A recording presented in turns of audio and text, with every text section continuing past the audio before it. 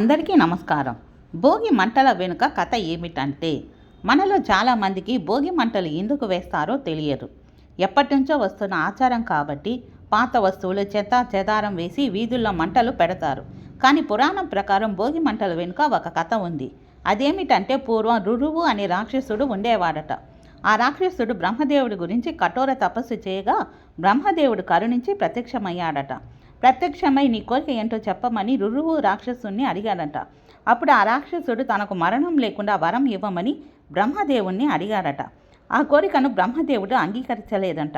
అప్పుడు ఈ రాక్షసుడు ఎవరైనా 30 రోజుల పాటు ఇంటి ముందు గొబ్బెమ్మలు పెట్టి అవి బాగా మంటగా చేసి ఆ మంటలో నన్ను తోసేస్తే మరణించేలా వరం ఇవ్వమండి అని బ్రహ్మదేవుణ్ణి కోరాడట.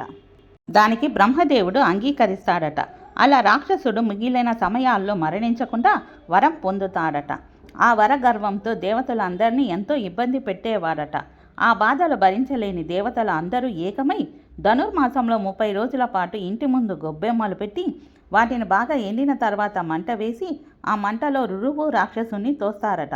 అలా ఆ రాక్షసుడి పీడ విరగడైందని అప్పటి నుంచి భోగి పండుగ రోజు భోగి మంటలు వేసుకోవడం ఆచారంగా వస్తుందని ఒక కథనం. Please like, share, subscribe my channel. Thanks for watching.